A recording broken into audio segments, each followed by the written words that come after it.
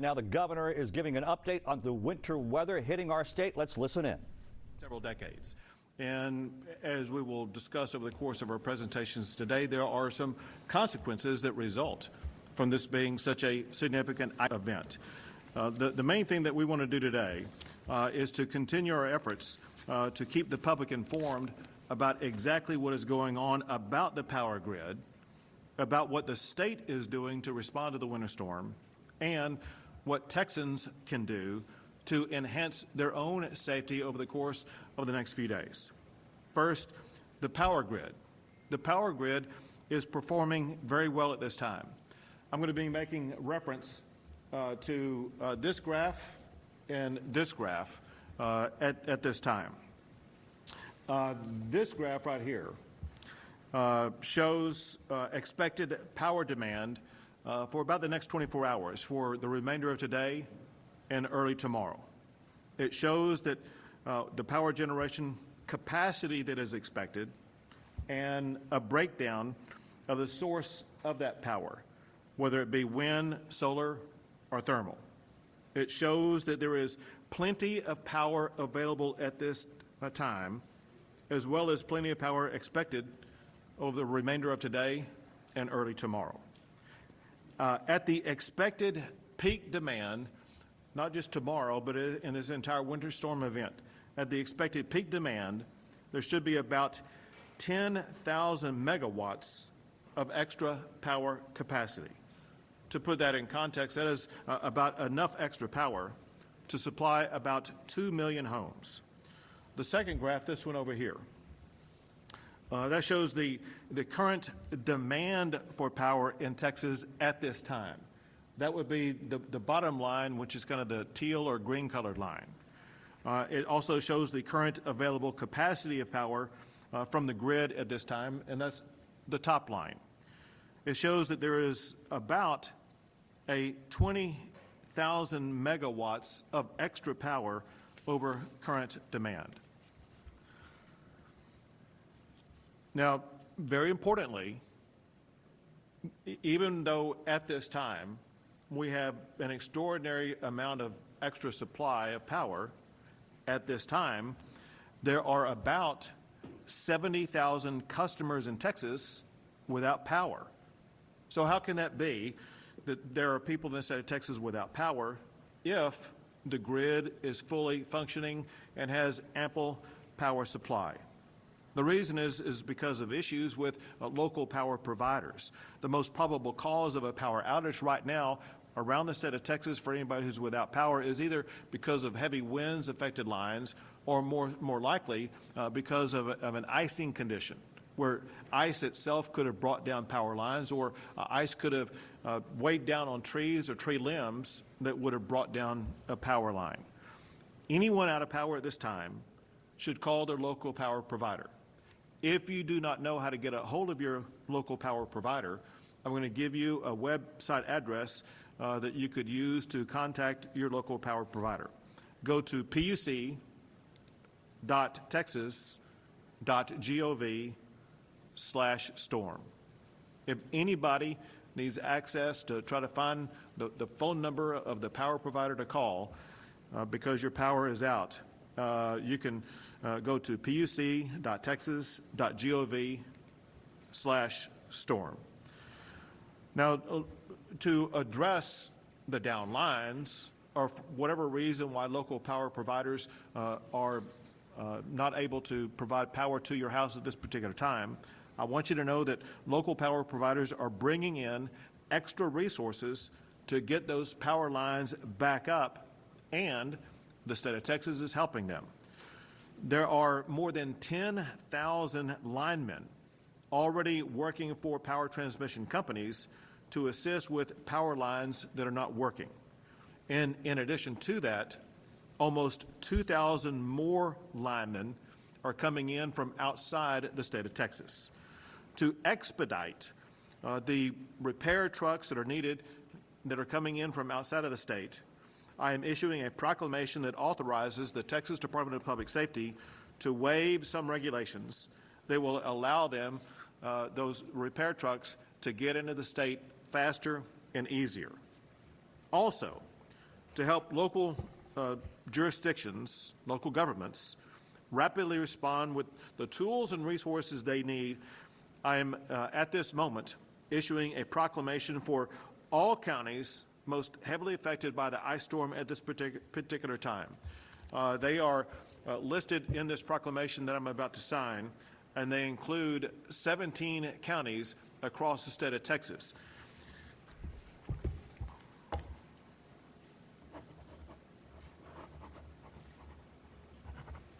So this proclamation is now in effect for those 17 counties, but we know that over the course of the remainder of the winter storm, there may be additional counties that will need to be added because of conditions on the grounds in those counties, in which case we will be supplementing this proclamation to include those additional counties.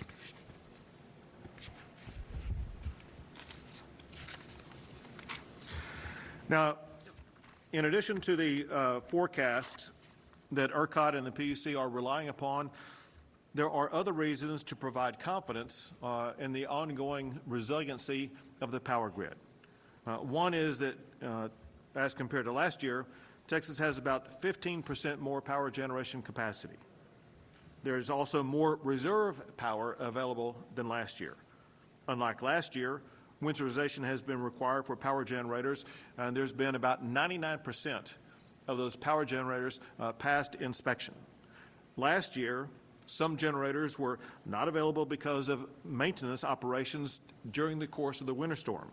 This year, more generators are online because they were required to do maintenance either before or after a winter season. Also, more natural gas facilities are designated as critical infrastructure to ensure operation during a winter storm.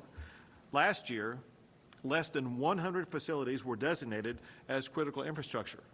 As of now, more than 2,900 of those facilities are designated as critical infrastructure. Also, unlike last year, some generators that use natural gas also have alternative fuels to generate power in the event they are not receiving the natural gas that they were expecting or needed. Also, if weather limits the flow of natural gas, we have several days of natural gas in storage that can be used. Additionally, the grid is projected to have a surplus of more than 10,000 megawatts for peak power demand tomorrow morning on Friday morning, which we expect to be the peak of demand for the winter storm.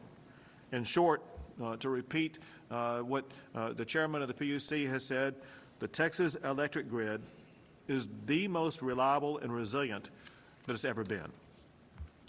Now, there are more than 24 state agencies that are working 24/7 to help respond to the winter storm. And all of the agencies that are seated at the table will be making presentations about what they are doing. I'm going to cover those, some of those that are not at the table right now. One is the Texas Military Department, which includes the Texas National Guard. They currently have deployed at least 127 personnel and 52 vehicles and will add more as needed. They have 5 winter weather mission-ready packages staged in Abilene, Wichita Falls, Lubbock, Brownwood. That one's going to be moving, I think, to Wiley, as well as in Round Rock. Winter weather packages are comprised of 18 personnel, Humvees, wreckers, and ambulances. TMD also has assigned a military district coordinator to Garland to coordinate Texas military resources in the North Texas region. The Texas Military Department has a battalion of mission command staged in Lubbock, and they have additional resources that can be deployed as needed. As one example, they have been involved in assisting motorists on Interstate 20, mile marker 220, which is near the Abilene area. The Texas A&M Forest Service is currently supporting TxDOT, as well as the Texas Division of Emergency Management, with winter weather response with personnel and equipment assigned to San Angelo, Abilene, Amarillo, Brownwood, and Sherman. Texas Parks and Wildlife, they are prepared to support with 4x4 vehicles as well as personnel statewide. 2 things about what they're involved in doing in more detail. They have assisted the Texas Department of Public Safety and the Texas Department of Transportation with motorists in the Wichita Falls area. Additionally, they will be announcing later on today that some state parks will be closed for a short period of time as we work our way through the winter storm. But that will be an announcement coming from the Texas Parks and Wildlife later on today. The Texas Animal Health Commission is now activated at the State Operations Center right here and is coordinating with animal response partners at both state and local levels. Currently, they are working on potential hay and feed or other livestock-related support following the storm. All partners have indicated right now no unmet needs, but are working to prepare for anticipated issues. The Texas Animal Health Commission staff remain on standby for response for any animal issues that may arise. The Texas Department of State Health Services is coordinating with hospital preparedness providers on resource needs such as potential power outages, water issues, medical staff surge, or overnight lodging. They have put 3 emergency medical task force severe weather packages into the field, as well as 2 additional ambuses on standby to cover affected regions. Already, they have delivered more than 100 oxygen tanks in the Austin area in the event that they are going to be needed, and stand ready to make deliveries of oxygen tanks to any affected region where there is demand. With that, I am going to turn it over to Peter Lake, the Chair of the Public Utilities Commission. Thank you, Governor. As expected, we have received reports of local outages from across the state due to icing on power lines and ice weighing down tree branches and trees. We are working closely with transmission companies across the state to ensure they deploy the resources needed to restore power as soon as possible. We have worked with them also to ensure that crews were pre-positioned before the cold weather set in to address these outages as quickly as possible. If you are experiencing a power outage, please report it to your local provider, and please check puc.texas.gov/storm for information about outages in your area and for information about contacting your local provider. I'd like to thank our partners at TxDOT for working closely with these transmission companies to ensure that the necessary roads are cleared so that crews can get to the necessary equipment to restore power as quickly as possible. It's important to understand that these are localized outages that are not related to system-wide reliability issues, as you can see on the screen behind us. The grid remains strong, reliable, and it is performing well in this winter weather event. In addition, we will continue implementing the robust reforms passed in these last few months. Unlike last year, we will be operating the grid in a much more conservative approach with a bigger margin of safety of reserves and an abundance of caution. Most importantly, our generators and power lines are now weatherized to not only meet but exceed federal standards. We have worked closely with our partners at the Railroad Commission to ensure that critical infrastructure on our natural gas supply chain is identified and protected in the event of any emergency situation, that to ensure that they continue to receive power so natural gas continues to flow to our generators. In addition, the market reforms implemented in ERCOT are ensuring that our generators have additional fuel on site and accessible, as the Governor mentioned earlier. Unlike in the past, they are able to economically procure this fuel, keep it on site, and be sure they have redundancy in weather events like this. These generators have pre-positioned crews, much like our transmission companies have, so that if there are operational problems at a generator, those can be addressed quickly. We will continue to work with our partners at our fellow state agencies to ensure localized outages are addressed quickly. The grid is strong, is reliable, and is performing well in this winter weather event. Thank you. Thank you. Next is Brad Jones, the CEO of ERCOT. Thank you, Governor. As we've indicated in the past, we continue to operate the electric grid in an extremely conservative manner. We are bringing on more resources, having those resources available early, making sure that they're stabilized to continue to provide reliable service to the grid. That goes for our forecast as well. As you see behind us, our forecast has increased since yesterday by about 3,000 megawatts. Similarly, our wind expectations have also increased. The reason for the wind expectations to increase is that we had been forecasting a significant level of icing in the western part of our state. That has not occurred as severely as we expected, and so our wind forecast now is much higher than it was previously.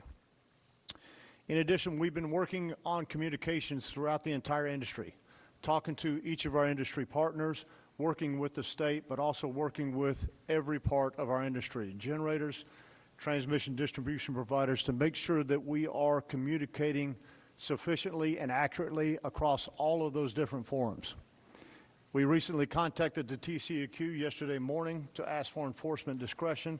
I know that the TCEQ will talk about that as well, but that has already been granted. In addition, we have not seen any of our generation come offline for cold weather situation, which is indication that our weatherization program is working as we had hoped. Finally, I would like to again reiterate that we have been operating in an extremely conservative manner. We have a high degree of confidence in our grid. We feel very comfortable in our current situation. Thank you. Thank you. Next is Commissioner Craddock with the Texas Railroad Commission. Thank you, Governor. The Railroad Commission has been conducting daily operational calls since Monday with the three major natural gas providers, or your gas utilities, that serve approximately 97% of the residential customers in the state. They don't anticipate any service interruptions to the residential customers, so your gas should stay on, you should have heat, you should be able to cook, and they have additional support crews available if any issues arise. If you have an issue, please call your local provider if you have any outages. Since last fall, the Railroad Commission has conducted over 4,000 weatherization site visits, including 100% of our intrastate underground storage has been inspected. Prior to this event, the natural gas pipelines packed their pipelines and underground storage at near capacity. Operators have transitioned to 24-hour operations and suspended all scheduled maintenance. This morning, we confirmed at our operator briefing with approximately 100 operators, including production and pipelines, that operations are continuing as usual, and they are prepared for the current weather conditions. Fluctuations in production are in the normal range. We want to thank TxDOT and the local counties to make sure our roads are continuing to be open and get cleared. We do have some challenges with roadways that are isolated and regional. Mostly the Permian Basin operators, though, are reporting that they are not having problems getting people to sites. Again, we have line pack and storage are in good condition, and the gas is flowing. Thank you very much. Next is Toby Becker, the Executive Director for the Texas Commission on Environmental Quality. Thank you, Governor. I'll start by just piggybacking off of what Brad said, that yes, we did grant enforcement discretion as of 6 p.m. Last night, but what I'd like to talk about today is water systems. We are monitoring water systems across the state closely. At this point, we have no significant reported issues, and we've not received any notifications of boil water notices related to Winter Storm Landon at this point. However, it's cold outside and water lines freeze when it gets cold outside, so we do expect that we have some frozen pipes across the state. Frozen pipes can lead to line breakage, which can lead to a loss of pressure, which ultimately could lead to a boil water notice, and that's the main reason why we see boil water notices. So there are three things I'd like to ask Texans to do to prepare for this. Number one, I'm encouraging you to closely follow your water provider. They're going to let you know what the status of your system is. We've been listening to the governor and other officials who say the Texas power grid is currently the most reliable it's ever been. The governor says it's working well at this time and that extra power will be available. But some 50,000 customers throughout the state are without power in Texas because of localized issues not related to the grid. Okay, we have team weather coverage. Kim Castro